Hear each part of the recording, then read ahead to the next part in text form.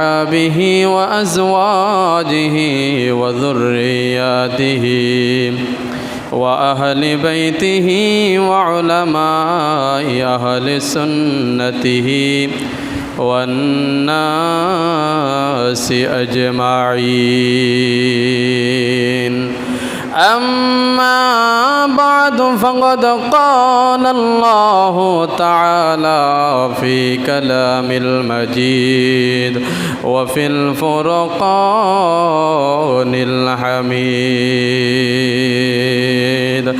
في شان حبيبه ومحبوبه ومعشوقه مخبرا وآمرا إن الله وملائكته يصلون على النبي يا أيها الذين آمنوا صلوا عليه وسلموا تسليما. اللهم صل على سيدنا مولانا প্রত্যেকে জবান করে سيدنا مولانا اللهم صل على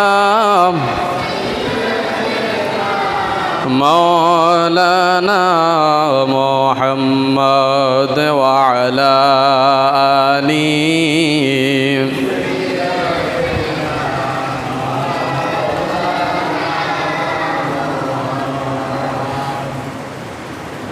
उसीला यफन के नियाम कदील नादमो हवा अल्लाह ताआलार हইল দয়া কবুল করিলেন দোয়া আল্লাহুম্মা সাল্লি আলা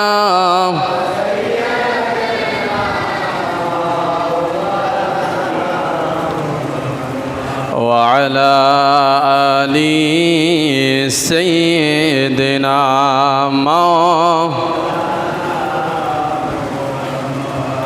لا إله إلا الله لا إله لا إله إلا الله لا إله لا إله لا إله إلا لا إله لا إله إلا الله محمد رسول الله صلى الله عليه وسلم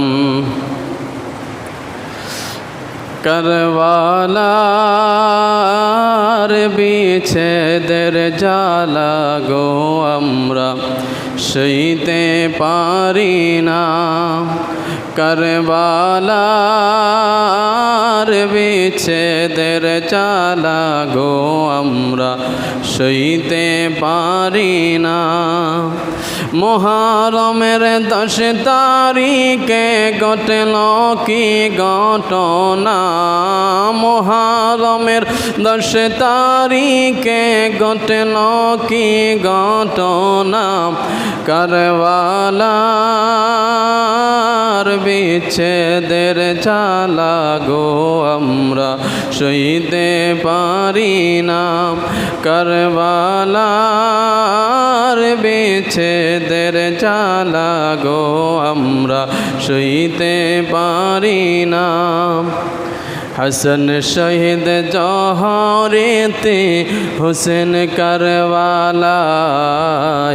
हसन शहीद जौहरेते हुसैन करवालाए जैनाल आबदीन बंदी हইল এজিদের জেলখানায় জয়নাল আবদীন বন্দি হইল এজিদের জেলখানায় কারবালার বিচ্ছেদের জ্বালা গো আমরা সইতে পারি না কারবালার বিচ্ছেদের জ্বালা গো আমরা সইতে পারি না মুহরমের 10 তারিখে ঘটল কি ঘটনা মুহরমের 10 তারিখে ঘটল কি ঘটনা কারবালার বিচ্ছেদের জ্বালা গো আমরা সইতে পারি না। সম্মানিত মুসল্লিয়ানে কেরাম, প্রিয় উপস্থিতি, প্রিয় হাজিরিন, আজ মাহে মুহররম মাসের ৪র্থ জুমার মধ্যে আমরা এসেছি। আল্লাহ রাব্বুল আলামিন আজ এই পবিত্র জুমার দিন আমাদেরকে মসজিদের মধ্যে আসতে বসতে এবং দুরুদ সালাম জিকির আজকার করার সুযোগ দিয়েছেন, তৌফিক দিয়েছেন, কৃপা দান করেছেন। এজন্য উচ্চ আওয়াজে বলি আলহামদুলিল্লাহ। যাদের কাছে জবান আছে প্রত্যেকে উচ্চ আওয়াজে বলেন আলহামদুলিল্লাহ। অসংখ্য দুরুদ এবং সালাম সেই সৈয়দুল কওনাইন, সৈয়দুস সাকলাইন, ইমামুল হারমাইন, আশরাফুল আম্বিয়া, সৈয়দুল আম্বিয়া হুজুরে পাক সাল্লাল্লাহু আলাইহি ওয়াসাল্লামের কদম মুবারকে অন্তরের অন্তঃস্থল থেকে দুরুদ এবং সালাম প্রেরণ করি। প্রত্যেকে বলি সাল্লাল্লাহু আলাইহি ওয়াসাল্লাম। এবং আল্লাহর দরবারে অসংখ্যবার শুকরিয়া জানাই তাদের উচ্চ মর্যাদায় আসীন হওয়ার জন্য। আল্লাহর কাছে বিনয় চিত্তে ফরিয়াদ জানাই যারা কারবালার ময়দানে নবীজির দৌহিত্রী সহ রসুল আরবি সাল্লাল্লাহু আলাইহি ওয়াসাল্লামের বংশধরের যারা শহীদ হয়েছেন, অস্তমিত ইসলামকে আবার জাগ্রত করেছেন, ইসলাম এবং অনিসলাম, সত্য এবং মিথ্যার পার্থক্য তৈরি করেছেন, ইসলাম এবং অনিসলাম দুইটার মধ্যে যিনি তফাৎ তৈরি করেছেন, যে নৃশংস হত্যা, যে নৃশংস যুদ্ধ নিরস্ত্র বাহিনীর উপর হত্যাযজ্ঞ চালিয়েছে, রসুলের দৌহিত্র সহ ৭২ জন বংশধরকে নির্মমভাবে শাহাদাত বরণ করিয়েছেন। সেই শহীদানের কদম মোবারকে অন্তরস্থল থেকে দোয়া এবং ফরিয়াদ প্রত্যেকে বলি রাদিয়াল্লাহু তাআলা আনহুম। সম্মানিত প্রিয় হাজিরিন, মাহে মুহররম মাস হাজারো ইতিহাসের জন্মদাতা, হাজারো ইতিহাসের সৃষ্টি হয়েছে, হাজারো ঘটনার জন্ম হয়েছে, হাজারো কুদরতের খেলা আল্লাহ এই মাসে খেলেছেন। অসংখ্য স্মরণীয় ঘটনা রয়েছে। তন্মধ্যে সর্বশেষ যেই ঘটনা মুমিনের অন্তরে হৃদয়ে রক্তক্ষরণ করেছেন, হৃদয়ে দাগ কেটেছে। সেই ঘটনা হলো ঐতিহাসিক কারবালার ঘটনা। এই মাসেই পৃথিবী সৃষ্টি হয়েছে। চেষ্টা করব সামনের জুমায় এই পৃথিবীর সৃষ্টি তত্ত্ব, কোরআন এবং বর্তমান বিজ্ঞান নিয়ে উভয়ের সামঞ্জস্যপূর্ণ আলোচনা করার। তো এই কারবালার সম্পর্কে ইমাম হুসাইন রাদিয়াল্লাহু তাআলা আনহুর সম্পর্কে কোরআন ও হাদিস থেকে গত জুমায় আপনাদেরকে কিছু শুনিয়েছিলাম। তার ওই ধারাবাহিকতায় সম্পূর্ণ কারবালার ঘটনা বিস্তারিত সব কিছু তো শোনানো সম্ভব নয়। বিভিন্ন ওয়াজ মাহফিলে জুমার মসজিদে আপনারা শুনেছেন। সারসংক্ষেপ শুধু হিন্টসগুলো আপনাদেরকে, মূল চুম্বকীয় অংশগুলো একটু আপনাদেরকে স্মরণ করিয়ে দেব, একটু শোনাবো যে কি নির্মমভাবে হুসাইন সহ ওনার বংশধররা কারবালার প্রান্তরে শহীদ হয়েছেন। এই মাসকে ঘিরে কিছু কুসংস্কার এবং শিয়াদের অতি বাড়াবাড়ি কিছু কাজ আছে। এই মাসে, মাহে মুহররম মাসে অনেক কুসংস্কার আছে। তার মধ্যে অন্যতম কয়েকটা কুসংস্কার হলো এই মাসে বিবাহ শাদী দেওয়া ভালো না, এই মাসে বাচ্চাদের সুন্নাতে খতনা করা ভালো না, এই মাসে দূরের যাত্রায় যাওয়া ভালো না। এই ধরনের আরও অনেকগুলো কুসংস্কার আছে। এক কথাই বলতে গেলে দিন, মাস, বছরের সঙ্গে এরকম কোনো সমস্যা এবং পার্থিব কল্যাণ নিহিত নেই। কল্যাণ থাকলেও সমস্যা নেই। এইসব কাজগুলো যে কোনো সময়, যে কোনো মুহূর্তে করা যায়। এছাড়াও শিয়াদের অতি বাড়াবাড়ি, তাজিয়া মিছিল, তারপরে বিশেষ করে ইরান, ইরাক, বাহরাইন সহ আরও কয়েকটি রাষ্ট্রের মধ্যে শিয়াদের উপদ্রব আছে। হুসাইন রাদিয়াল্লাহু তাআলা আনহুকে স্মরণ করে তারা মাতম করে, শরীরকে জখম করে, রক্তাক্ত করে, যার একদম শরীয়ত সম্পূর্ণ নয়,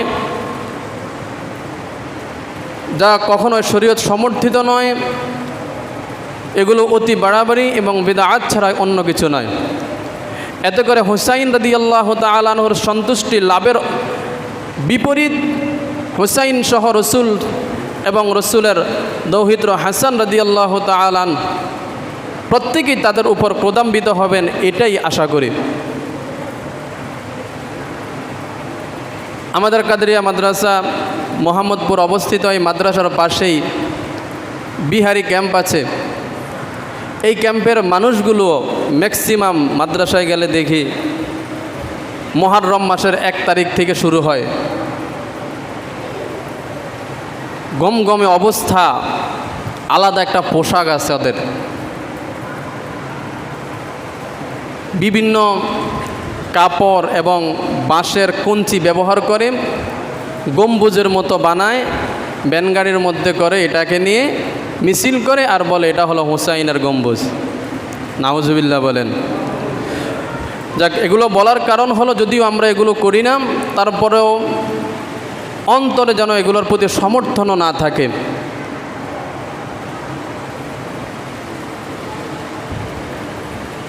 কথা হলো হুসাইন রাদিয়াল্লাহু তাআলা আনহুর প্রেম, ভালোবাসা, তার প্রতি ঈমান, এটা আমাদের রাখতেই হবে। যদি না রাখি তাহলে মুসলমান আমরা থাকতে পারি না, জান্নাতের আশাও করতে পারি না। আবার অতি বাড়াবাড়িও করা যাবে।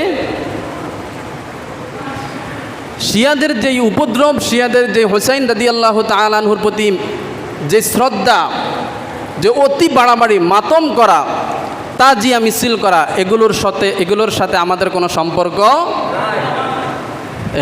এভাবে ঠিকমতো কথা বলবেন, তাহলে ভাল লাগে। রসুল সাল্লাল্লাহু আলাইহি ওয়াসাল্লামের দৌহিত্র ইমাম হাসান এবং হোসাইন, এরা হলো পৃথিবীর দুইটা ফুল। পৃথিবীটা যদি ফুলের বাগান হয়, রসুল বলেছেন এরা দুই ভাই হলো পৃথিবীর জন্য ফুল। বাগানের সৌন্দর্য কি? বাগানের সৌন্দর্য কি? যেই বাগানের মধ্যে ফুল থাকে না, ওই বাগানে যদি গাছে ভরপুরও থাকে তারপরেও বাগানটা মরা মরা অসুন্দর মনে হয়। বাগানের মধ্যে যদি ফুটন্ত ফুলগুলো ফুটে থাকে, দু চারটা হলেও বাগানটার হাজার গুণ সৌন্দর্য বৃদ্ধি করে ফুল। ঠিক রসুল বলেছেন হাসান এবং হোসাইন এরা হলো পৃথিবীর দুইটা পুষ্প। এই পৃথিবীটা যদি বাগান হয়, হাসান এবং হোসাইন হলো দুই ভাই হলো ফুল। জোরে বলেন সুবহানাল্লাহ। হাসান রাদিয়াল্লাহু তাআলা আনহু এই ইসলামের জন্য চক্রান্তের মধ্যে পড়ে, চক্রান্তের বেড়াজালের মধ্যে পড়ে হাসান রাদিয়াল্লাহু তাআলা আনহুকেও বিষ পানির শহীদ করানো হয়েছে। বিষ পানি হাসান রাদিয়াল্লাহু তাআলা আনহুকে শহীদ করা হয়েছে। তাদের সাথে সম্পত্তির কোনো জের ছিল না, তাদের সাথে পারিবারিক কোনো দ্বন্দ্ব ছিল না, লেনদেনের কোনো দ্বন্দ্ব ছিল না।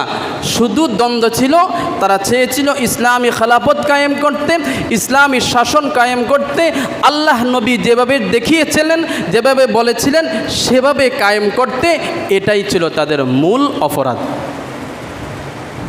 এই জন্য চক্রান্তের শিকার হয়ে ইমাম হাসান রাদিয়াল্লাহু তাআলা আনহুকেও বিষ পানের মাধ্যমে শহীদ করা হয়েছিল। হুসাইন বলে বড় বাইরে কহে একবার শুনি, কে তোমারে খাওয়াইলো জহর রাসূলের পরানি রে। ভাইরে আমার সোনার চন্দ্রমণি ভাই, কেমনে যাও ছাড়িয়া আজকে থেকে গেলাম আমি বাইহারা হইয়া রে ভাই, কহে একবার শুনি, কে তোমারে খাওয়াইলো জহর রসুলের পরানি রে ভাই, রসুলের পরানি। হাসান রাদিয়াল্লাহু তাআলা সত্যকে প্রতিষ্ঠিত করতে গিয়ে চক্রান্তের বেড়া জালের মধ্যে পড়ে বিষ পানে শহীদ হয়েছেন। ইমাম হুসাইন রাদিয়াল্লাহু তাআলা আনহুর বেলায়ও একই অবস্থা হয়েছে। হুসাইন রাদিয়াল্লাহু তাআলা আনহু কারবালার ময়দানে শহীদ হবে, এটা নবীজি জানতেন কি জানতেন না? আপনাদের মনে হয় নবী জানতেন না? জোরে বলেন, জানতেন কি জানতেন না? বানানো কথা নয়। আল্লাহর নবী সাল্লাল্লাহু আলাইহি ওয়াসাল্লামের স্ত্রী, আল্লাহর নবী সাল্লাল্লাহু আলাইহি ওয়াসাল্লামের স্ত্রী উম্মে সালমা রাদিয়াল্লাহু তাআলা আনহা, নবী সাল্লাল্লাহু আলাইহি ওয়াসাল্লামের ইন্তেকালের সবচেয়ে পরে যে স্ত্রী ইন্তেকাল করেছেন, ওই স্ত্রীর নাম হলো উম্মে সালমা রাদিয়াল্লাহু তাআলা আনহা। উম্মে সালমা রাদিয়াল্লাহু তাআলা আনহা বর্ণনা করেন, এই হাদিস কা নাম ইবনে হাজার আসকালানি রহমাতুল্লাহি আলাইহি তার কিতাবের মধ্যে তাহজিবুত তাহজিব কিতাবের মধ্যে এনেছেন।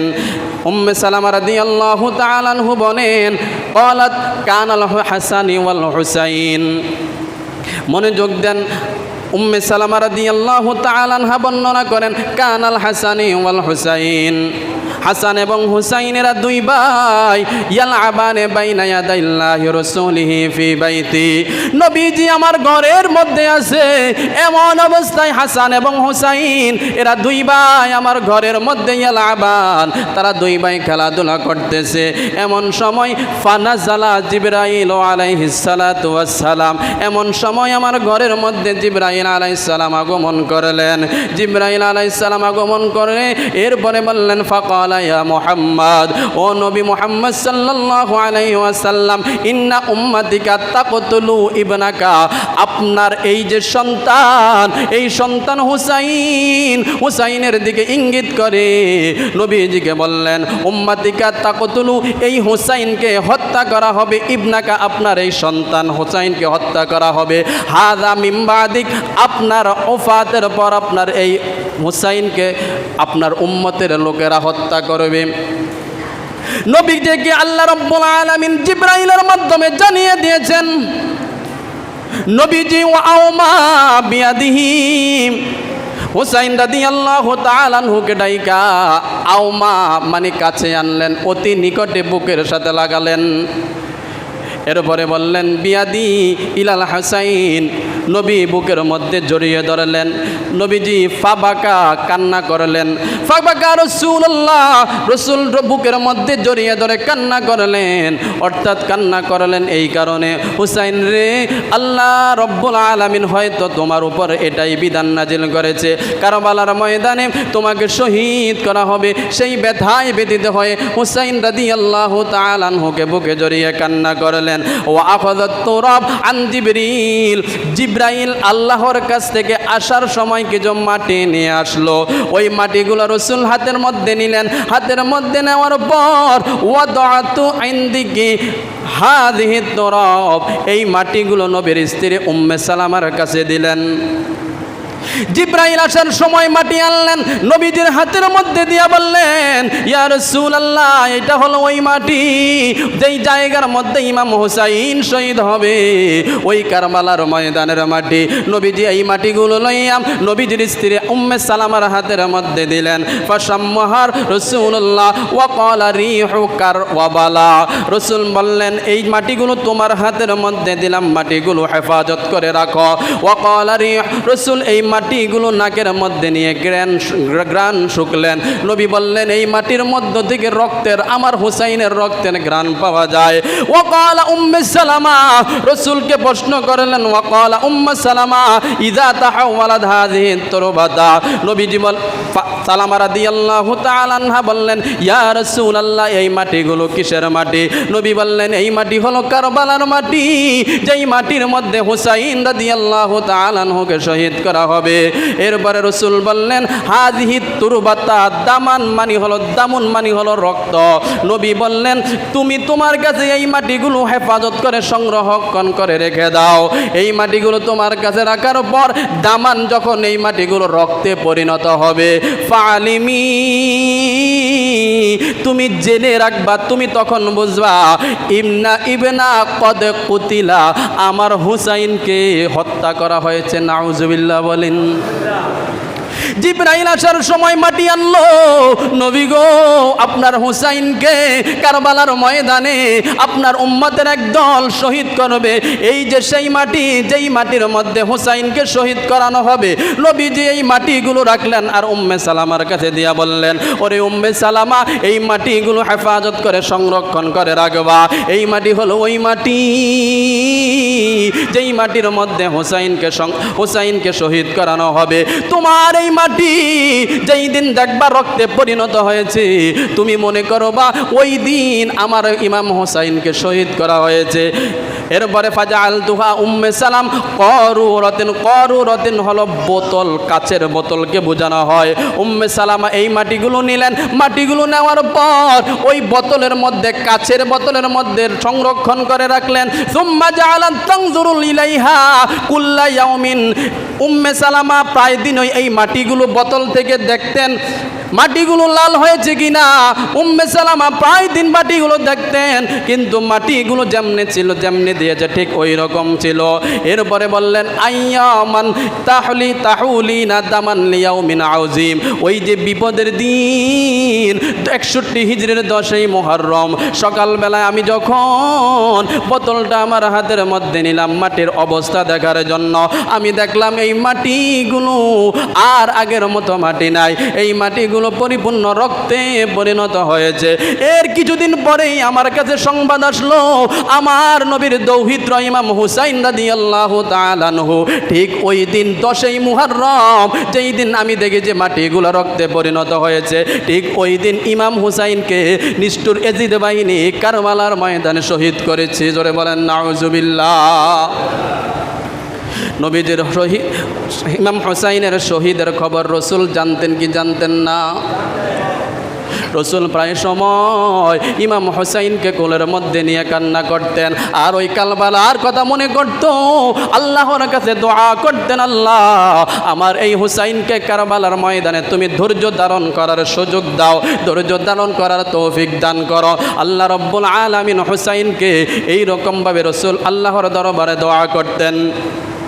ইমাম হুসাইন রাদিয়াল্লাহু তাআলা আনহু কারবালার ময়দানে যাওয়ার কয়েকটা কারণ হলো, সংক্ষেপে আমি বলি। ইমাম হুসাইন রাদিয়াল্লাহু তাআলা আনহুর সময় প্রথম থেকে বলি, প্রথমে ক্ষমতা ছিল নবীজির, নবীজির পরে আবু বকর, আবু বকরের পরে ওমর, ওমরের পরে ওসমান, ওসমান রাদিয়াল্লাহু তাআলা আনহুর পরে আলী, আলী রাদিয়াল্লাহু তাআলা আনহুর পরে হযরত হাসান রাদিয়াল্লাহু তাআলা আনহুর হাতের মধ্যে ক্ষমতা আসে। কিন্তু বিভিন্ন কারণে, আধিপত্যের কারণে মুয়াবিয়া রাদিয়াল্লাহু তাআলা আনহু হাসান রাদিয়াল্লাহু তাআলা আনহু থেকে ক্ষমতা নেওয়ার জন্য বলে। হাসান রাদিয়াল্লাহু তাআলা আনহু অত্যন্ত নরম মানুষের, নরম প্রকৃতির লোক ছিলেন। দাঙ্গা হাঙ্গামা, যুদ্ধ, রক্তপাত তিনি পছন্দ করতেন না। হাসান রাদিয়াল্লাহু তাআলা আনহু এক সময় কিছুদিন খেলাফতের দায়িত্ব পালন করার পর এক সময় মুয়াবিয়া রাদিয়াল্লাহু তাআলা আনহুর সঙ্গে সন্ধি করলেন যে, মুয়াবিয়া আমি এই ক্ষমতা আমার চাই না, আমার ক্ষমতার দরকার নাই, আপনি যদি রাষ্ট্র সুন্দরভাবে চালাতে পারেন আপনি ক্ষমতা নেন, তবে একটা চুক্তিবদ্ধ হবে। চুক্তিটা কি? আপনার ইন্তেকালের পর আমার ভাই হুসাইনকে আপনি ক্ষমতা বুঝিয়ে দিয়ে যাবেন।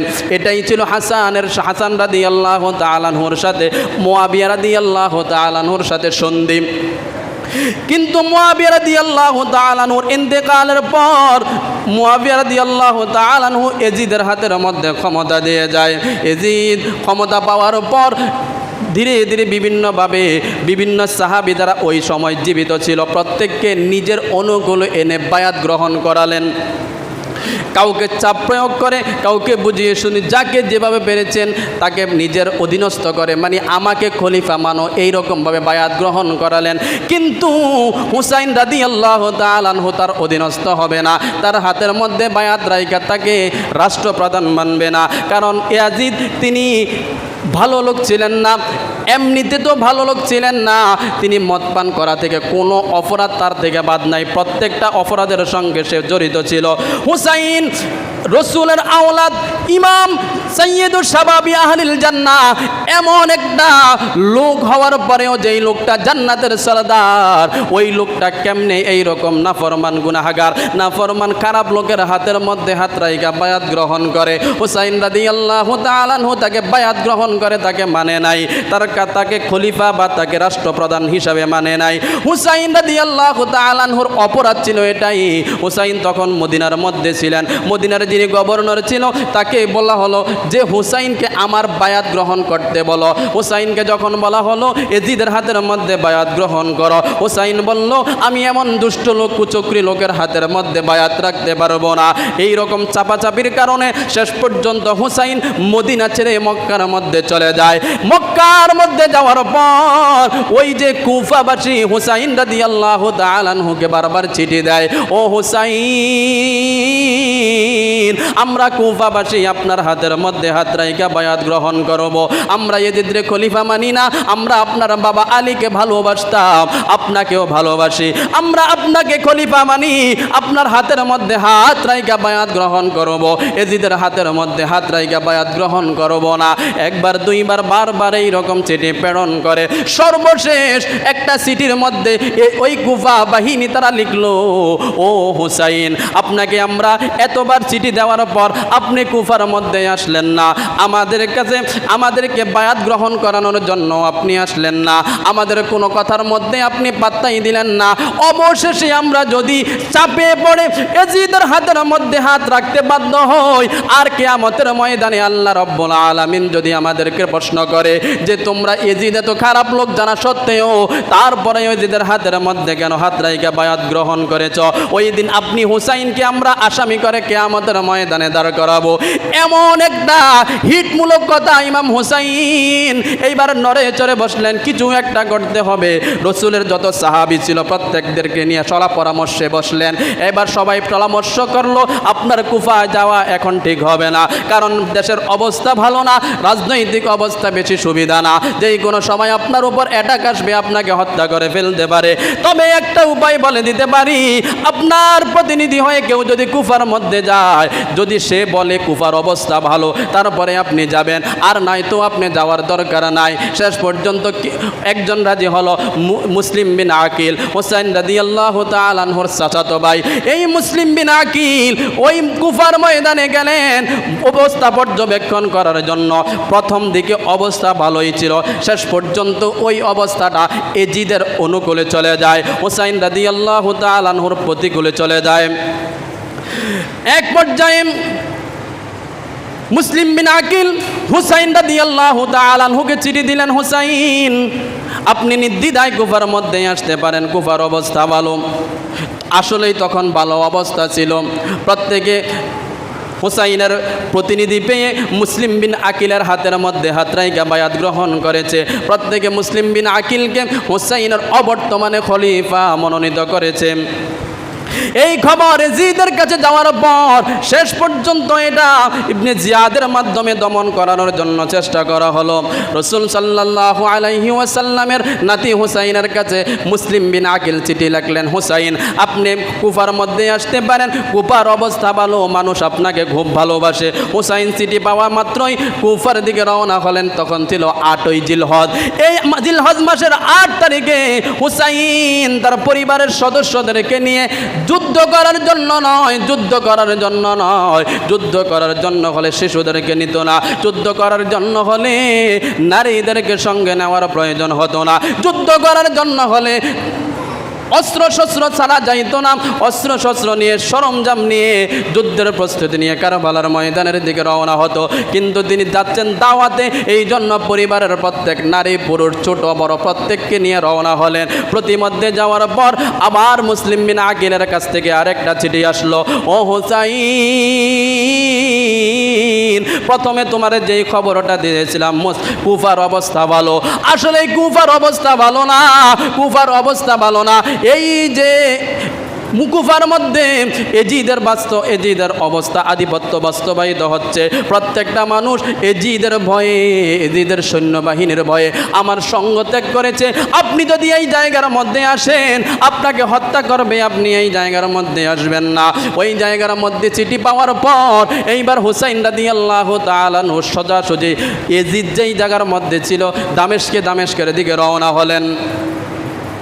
সরাসরি এজিদের কাছে যাব, তার সঙ্গে কথা বলবো, এরপরে যা হবার হবে। যাইতে যাইতে প্রতিমধ্যে কারবালার ময়দানে, কারবালা প্রান্তরের মধ্যে এজিদের বাহিনী যখন শুনল হুসাইন সরাসরি এজিদের কাছে যাচ্ছে, এই শোনার পর হুসাইন রাদিয়াল্লাহু তাআলা আনহুর পথ আটক করার জন্য পিছনে পিছনে গেল। যাওয়ার পর হুসাইনকে কারবালার ময়দান নামক জায়গার মধ্যে এই জায়গার মধ্যে পেল। হুসাইন রাদিয়াল্লাহু তাআলা আনহুর চতুর্দিকে বেষ্টনে দিল, হুসাইন আপনি যেতে পারবেন না, আপনাকে এই জায়গার মধ্যে থাকতে হবে। হুসাইন রাদিয়াল্লাহু তাআলা আনহু তাদের কাছ থেকে 3টা অবকাশ চাইলেন, আমি তোমাদের কাছে 3টা জিনিস চাই, আমার এই 3টা জিনিস দাও। বলে কি দিব? বলে এক কথা হলো আমারে এজিদের কাছে যেতে দাও, নয়তো আমারে ফিরে মদিনার মধ্যে যেতে দাও, আর না হয় তোমাদের এই সাম্রাজ্য থেকে আমারে এমন এক জায়গার মধ্যে ট্রান্সফার করো, এমন এক জায়গার মধ্যে স্থানান্তরিত করে দাও যেই জায়গার মধ্যে থেকে আমি আমার পরিবারকে নিয়ে সুন্দরভাবে বসবাস করতে পারবো, তোমাদের কোনো আমল ক্ষমতার মধ্যে আমি হস্তক্ষেপ করব না। তারা একটা শর্তও মানল না। হুসাইন রাদিয়াল্লাহু তাআলা আনহুকে বললেও আমাদের গভর্নরের পক্ষ থেকে এগুলো মানা যাবে না, আপনাকে এই জায়গার মধ্যে থাকতে বলেছে, যদি লড়াই করতে হয় আমাদের সঙ্গে এই জায়গার মধ্যেই লড়াই করতে হবে। এক পর্যায়ে হুসাইন রাদিয়াল্লাহু তাআলা আনহু নিরুপায় হয়ে কথার এই দিক সেদিক হতে হতে তাদের এমন একটা অবস্থা হয়, লড়াইয়ের অবস্থা। মুসলমান একদিন দুই দিন এইরকমভাবে প্রায় 10 থেকে 12 দিন পর্যন্ত কারবালার ময়দানে তাদেরকে আবদ্ধ করে রাখে। তারা কতটুকু নরপিশাচ হতে পারে, কতটুকু মানবতাহীন হতে পারে, যেই নবীর জন্য আল্লাহ রাব্বুল আলামিন আসমান জমিন পানি কুল কায়নাত সৃষ্টি করেছে। আল্লাহ রাব্বুল আলামিন বলেন, নবী গো, ইন্না আতাইনাকাল কাউসার, ইয়া রাসূলুল্লাহ, আমি এই বিশাল হাউজে কাউসার তৈরি করেছি, হাউজার কাউসার বানাইলাম, আমি এই হাউজে কাউসার সৃষ্টি করেছি। এই হাউজে কাউসারের পানি কেউ যদি এক পেয়ালা পান করে, ওই মানুষটা জান্নাতে যাওয়ার পূর্ব পর্যন্ত হাজার হাজার বছর পর্যন্ত হাসরের ময়দানে অবস্থান করবে, তারপরেও তার পিপাসা লাগবে না। ইয়া রাসূলুল্লাহ, এই হাউজে কাউসার আমি বানাইলাম, কিন্তু আপনি নবীকে দান করলাম। সুবহানাল্লাহ বলেন। আমি হাউজে কাউসার বানাইলাম, আপনি নবীকে দান করলাম। যেই হাউজে কাউসারের মালিক হলো নবী, ওই নবীজির দৌহিত্র ইমাম হুসাইন এবং তার পরিবারের জন্য ফোরাত নদীর পানি বন্ধ করে দেওয়া হয়েছে। নদীর চতুর্দিকে সৈন্যবাহিনী দাঁড় করিয়ে রেখেছেন। হুসাইনের বংশের কেউ যদি এই পানি থেকে পানি নিতে আসে, তোমরা তাদের দিকে তীর নিক্ষেপ করবা, তারা যেন এই জায়গা থেকে পানি নিতে না আসে, পানি নিতে না পারে। একদিন দুই দিন কয়দিন পানির পিপাসা তৃষ্ণা, পানির পিপাসা সহ্য করা যায়। হুসাইন রাদিয়াল্লাহু তাআলা আনহুর ঘরের মধ্যে সন্তান ছিল আজগর, দুধের শিশু আলী আজগর, ছোট্ট সন্তান আলী আজগর পানির তৃষ্ণায় চটপট চটপট করেন।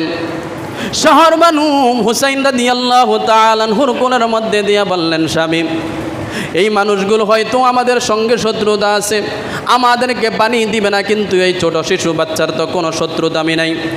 এই শিশু বাচ্চা তো তাদের বিরুদ্ধে অস্ত্র ধারণ করতে পারবে না, তাদের সঙ্গে যুদ্ধেও যেতে পারবে না, যুদ্ধ করতে পারবে না। আপনি যদি বলেন, অবশ্যই তারা এই সন্তানকে পানি দিবে। হুসাইন রাদিয়াল্লাহু তাআলা আনহু শহর বানুর কোল থেকে নিজের সন্তানকে কোলে নিয়ে ফোরাত নদীর কিনারায় গেলেন। পানি, সন্তান তো সন্তান, সন্তানের জন্য পানির জন্য ফোরাত নদীর কিনারে যায়। আর এজিদ বাহিনীর দিকে লক্ষ্য করে বলে, এজিদ বাহিনী, এই নদী আমার আল্লাহর সৃষ্টি, পৃথিবীর সকল প্রাণী এই পানি থেকে পানি পান করে, কিন্তু আমাদের জন্য তোমরা পানি বন্ধ করে দিয়েছ। দুঃখ নাই, পানি পান করব না, তবে আমার এই কলিজার টুকরা ছোট্ট শিশু সন্তান, আমার এই আলী আজগর তো তোমাদের বিরুদ্ধে যুদ্ধ করবে না, আমার এই সন্তানকে একটু পানির জন্য আনছিলাম, একটু যদি পানি দিতা। ইতিহাসের মধ্যে আসে, নদীর ওই পার থেকে একটা বাহিনী ইমাম হুসাইন রাদিয়াল্লাহু তাআলা আনহুকে লক্ষ্য করে একটা তীর নিক্ষেপ করলো। ওই তীরটা ইমাম হুসাইনের গায়ের মধ্যে না লাইগা সরাসরি তার কোলের কলিজার টুকরা আলী আজগর রাদিয়াল্লাহু তাআলা আনহুর কলিজা ভেদ করে চলে যায়। পৃথিবীর এমন কোন বাবা আছে, কোন মা আছে, যেই বাবার সন্তান কোলের মধ্যে শহীদ হবে, হত্যা হবে, ওই বাবা সহ্য করতে পারবে? যেই বাবার মন সবচেয়ে বেশি পাষাণ, ওই বাবাও কোনোদিন পারবে না। ইমাম হুসাইন রাদিয়াল্লাহু তাআলা আনহু অশ্রুসিক্ত নয়নে শহর বানুর কাছে আইসা বলল, তোমার সন্তান নাও, জীবনের তরে পানি পান করে আনছি, আর কোনোদিন পানি পান করতে চাইবে না। এই রকমভাবে একজন দুইজন নবীর হুসাইনের বংশের পরিবারের মধ্যে যতগুলো পুরুষ ছিল, প্রত্যেকে কেউ চাচাতো ভাই, কেউ জ্যাঠাতো ভাই, কেউ নিজের ছোট, কেউ ভাতিজা, কেউ নিজের ছেলে, এই রকমভাবে যারা পুরুষ ছিল প্রত্যেকে শহীদ হলো। রইল মাত্র হুসাইন রাদিয়াল্লাহু তাআলা আনহু। ইমাম হুসাইন রাদিয়াল্লাহু তাআলা আনহু এক এক করে প্রত্যেকে হুসাইনের কাছ থেকে বিদায় নিয়ে গেল। চাচা, কেউ বলল, ভাই, কারবালার ময়দানে যাই, শহীদ হব, তারপরে আপনাকে একা রেখে চলে যাব না। এক এক করে প্রত্যেকে কারবালার ময়দানে শহীদ হয়ে গেল। ইমাম হুসাইন সর্বশেষ কারবালার ময়দানে গেল। একজন মাত্র হুসাইন, আর চতুর্দিকে হাজার হাজার এজিদ বাহিনী। তারপর ইমাম হুসাইন ঘাবড়ায় না, তারপরেও শক্তি সাহস হারায় না, আল্লাহর উপর তাওয়াক্কাল করে তাদের বিরুদ্ধে যুদ্ধ শুরু করলো। এক সময় যুদ্ধ করতে করতে ইমাম হুসাইন তীরবিদ্ধ হয়ে জমিনের মধ্যে পড়ে যায়। এই জায়গার মধ্যে একটা কথা, ওই যে সৈন্যবাহিনীর মধ্যে যারা ছিল কিতাবের মধ্যে আসছে, এরাও কিন্তু সবাই চায় না ইমাম হুসাইনকে আমি শহীদ করব, মারব। কারণ তারা চিন্তা করেন ইমাম হুসাইন নবীজির দৌহিত্র, নবীজির কলিজার টুকরা হুসাইন, এরা দুই ভাই এমন দুইজন লোক, পৃথিবীর অন্য কারো সাধ্য নাই নবীদের কাঁধের মধ্যে উঠা। এরা দুই ভাই হলো এমন দুইটা ব্যক্তি, যেই দুই ভাই নবীদের কাঁধ মোবারকের মধ্যে চওয়ার হয়েছে। যেই দুই ভাইয়ের মধ্যে, যেই দুই ভাইকে নবীজি গালে মুখে চুম্বন করেছে, এত আদরের দৌহিত্র ছিল হাসান হুসাইন। এদেরকে হত্যা করলে কিয়ামতের ময়দানে নবী আমাদেরকে ছাড়বে না। হুসাইন রাদিয়াল্লাহু তাআলা আনহুকে শেষ পর্যন্ত হত্যা করার জন্য সীমার এগিয়ে আসলো। হুসাইন রাদিয়াল্লাহু তাআলা আনহু তীরবিদ্ধ অবস্থায় অসুস্থ, নড়াচড়া করতে পারে না। হুসাইন রাদিয়াল্লাহু তাআলা আনহুকে জমিনের মধ্যে শোয়ায় ফেললেন। এরপর হুসাইন তার কাছে অবকাশ চাইলেন, ওরে সীমার, আমি জানি এখন আর আমার বাঁচার কোনো সুযোগ নাই, আমি ইন্তেকাল করব, আমাকে হত্যা করবা, তবে একটা অবকাশ চাই তোমার কাছে, একটা জিনিস চাই। আজকে শুক্রবারের দিন, আমি চাই 2 রাকাত জুমার নামাজ আদায় করে তারপরে তুমি আমাকে হত্যা করো। আমার জীবনের শেষ সময়টা যেন নামাজ দেওয়া হয়, এই নামাজের মধ্যে আমি আল্লাহর দিদার লাভ করব, আমার নানার দিদার লাভ করব। নামাজের পর নামাজের সুযোগ দেওয়া হলো। কোনো কিতাবের মধ্যে আসছে হুসাইন 2 রাকাত নামাজ শেষ করেছে, আবার কোনো কিতাবের মধ্যে আসছে হুসাইন 1 রাকাত নামাজ আদায় করছে। দ্বিতীয় রাকাতের নামাজের জন্য সেজদায় যাওয়ার পর সীমার বাহিনী, সীমার তার বুকের মধ্যে, তার গলার মধ্যে চাপ দিয়ে বসে তাকে নামাজের অবস্থায় শহীদ করে ফেলছে। নাউজুবিল্লাহ। নবীজির দৌহিত্র জানাজা দেওয়ার মতো কেউ নাই, কাপন দাপন দেওয়ার মতো কেউ নাই। কারণ যত পুরুষ আছে সব পুরুষ তো শাহাদাত বরণ করেছে, আছে শুধু নারী। একজন পুরুষ আছে জয়নাল আবেদিন, সেও তো এজিদের জেলখানায় বন্দি। এমন হৃদয় বিদারক ঘটনা কারবালার ময়দান অন্য কিছুর জন্য সংগঠিত হয় না, শুধু ইসলামের খেলাফত এবং রাজতন্ত্র এবং ইসলামী খেলাফত, এই দুইটা মধ্যে ইসলামী খেলাফত কায়েম করতে গিয়ে, আল্লাহর বিধান নবীজির দেখানো পথ কায়েম করতে গিয়ে ইমাম হুসাইন রাদিয়াল্লাহু তাআলা আনহুকে শাহাদাত বরণ করতে হয়েছে। মুসলিয়ানে কেরাম, এই ঘটনা থেকে 3টা জিনিস আমাদের শিখতে হবে। প্রত্যেকটা ঘটনা থেকে ইতিহাস শুনে শুধু কান্নার করার মানে নয়, ইতিহাস শুনে ইতিহাস থেকে শিক্ষা নেওয়া হলো আমাদের মূল কাজ। এই ইতিহাস থেকে 1 নম্বরের শিক্ষা হলো, যেই কোনো অবস্থায় নামাজ ছাড়া যাবে। আবার ঘুমায় গেছেন, নামাজ ছাড়া যাবে, কোনো অবস্থায় ফরজ নামাজ ছাড়া যাবে। আরও জোরে বলেন, যাবে। কোনো অবস্থায় ফরজ নামাজ ছাড়া যাবে না।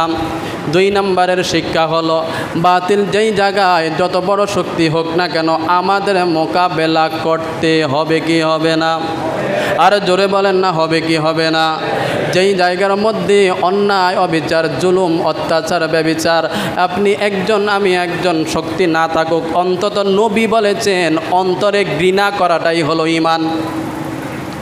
শক্তি থাকলে হাত দিয়া সামর্থ্য, হাত দিয়া মোকাবেলা করো, না হয় মুখ দিয়া। এরপরেও যদি না হয় অন্তত অন্তরের মধ্যে ঘৃণা রাখতে হবে। 3 নাম্বার হলো, যুদ্ধের ময়দান বা যেই কোনো ভালো কাজে বিপদের মুখে, যুদ্ধে বা যেই কোনো কাজে একজনকে সামনে ঠেলে দিয়ে, বিপদে ঠেলে দিয়ে পিছন থেকে পলায়ন করা কবিরা গুনাহ। বুঝেন নাই কথাটা? যেই কোনো বিপদে সবাই সম্মিলিতভাবে এসেছেন মোকাবেলা করতে, কিন্তু অবস্থার অবনতি দেখে একজনকে সামনে ঠেলে দিয়ে এইবার পিছন থেকে পলায়ন করেছেন। এই জন্য রসুল বলেছেন সবচেয়ে বড় কবিরা গুনাহগুলোর মধ্যে একটা কবিরা গুনাহ হলো যারা যুদ্ধ থেকে পলায়ন করে। মানে মোকাবেলা একজনকে ঠেলে দিয়ে তাকে বিপদের মধ্যে ফেলে দিয়ে পিছন থেকে পলায়ন করা যাবে। এটা শুধু যুদ্ধক্ষেত্র নয়, যেই কোনো প্রতিবাদ, যেই কোনো ক্ষেত্রে যে সে একাই প্রতিবাদ করুক, আমি কালার হওয়ার দরকার কি, এরকম না। এই তিনটা জিনিস অন্তত এই কারবালা থেকে শিক্ষা গ্রহণ আমাদের করা দরকার। আল্লাহ আমাদেরকে কবুল